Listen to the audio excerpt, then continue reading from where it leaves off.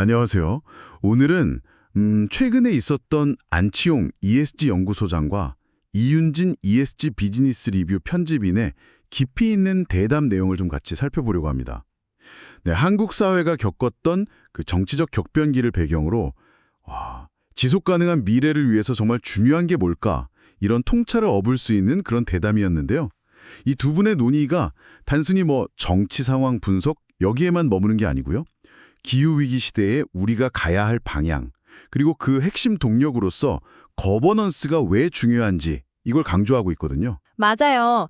왜 지금 이 시점에 거버넌스가 핵심 키워드로 떠오르는지 그 부분을 안 소장과 이 편집인의 분석을 통해 좀 명확하게 짚어보는 게 이번 탐구의 목표라고 할 수 있겠습니다. 네, 그럼 바로 한번 들어가 볼까요?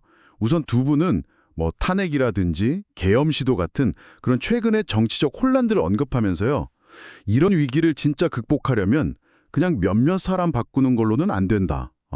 정치 시스템 전반의 개혁이 필수적이다. 이렇게 지적했어요.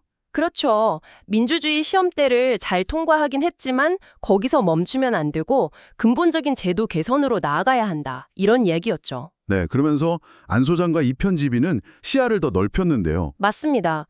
국내 정치 상황을 넘어서 한국이 기후위기 극복이나 지속가능한 사회 건설에 좀 더 적극적으로 기여해야 한다. 이런 더 큰 그림을 제시했어요. 요즘 일각에서는 ESG가 좀 퇴조하는 거 아니냐 이런 말도 나오잖아요. 네, 그런 이야기가 있긴 하지만 두 분은 단호했어요. 기후변화 대응 중심의 지속가능성, ESG, 그리고 AI. 이게 21세기 핵심 의제다. 사실상 다른 선택지가 없다는 거죠. 지속가능 사회를 위한 여러 해법 모델들도 소개가 됐는데요. 그 존 엘킹턴의 트리플 버텀 라인, TBL 모델이 대표적이죠.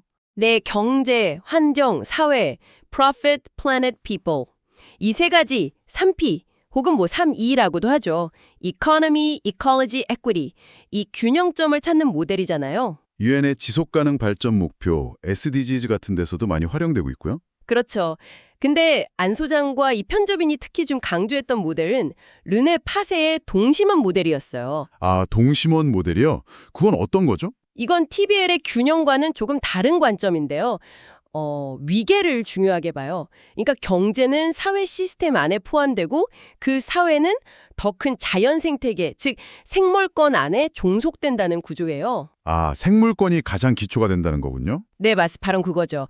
그래서 생물권이 만약에 훼손되면 그 안에 있는 사회나 경제는 자동으로 무력화될 수밖에 없다는 거예요. 두 분은 이 모델을 통해서 왜 정치 실패가 곧바로 경제 실패로 이어질 수 있는지, 그리고 최근 정치 위기 국면에서 올바른 정치적 해법을 찾는 것이 왜 경제를 위해서도 그토록 중요했는지를 설명하더라고요. 굉장히 중요한 지적이네요. 그리고 보 셜렌의 지속가능성 다이아몬드 모델도 언급했었죠. 네, 맞아요. TBL의 세 축에다가 사회과학적인 요소들을 통합해서 이제 정책 개발에 실질적으로 기여했다는 점, 그 점을 안 소장과 이 편집인이 중요하게 봤고요. 결국 이런 모델들이 그냥 이론으로만 그쳐서는 안 된다는 게 핵심인 것 같아요. 정확합니다. 안 소장과 이 편집인이 정말 강조한 부분이 바로 그거예요. 시민 개개인의 노력만으로는 한계가 분명하고 공공부문, 시장, 그리고 국제사회까지 모두가 함께 변화를 위한 행동에 나서야 한다. 이런 포괄적인 접근을 강조했습니다. 여기서 구글 모토 변화 이야기가 나왔던 게 기억나네요. 참 흥미로웠는데. 아, 네. 사악해지지 말 것, don't be evil에서 올바른 일을 하라, do the right thing으로 바뀐 거예요. 네. 들으면 올바른 일을 하라가 더 긍정적이고 좋아 보이잖아요. 그렇죠. 더 적극적인 느낌이죠. 그런데 안 소장과 이 편집인은 특히 기업이나 공공 영역에서는 그 기본적인 선, 그러니까 사악해지지 않는 것을 지키는 게 어쩌면 더 근본적일 수 있다고 봤어요. 맞아요. 그게 참 중요한 통찰 같아요.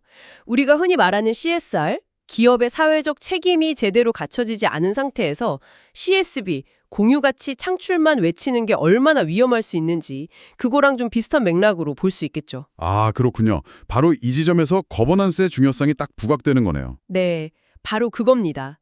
안 소장과 이 편집인은 ESG 중에서도 G, 즉 거버넌스가 핵심 중의 핵심이라고 아주 강력하게 강조했어요.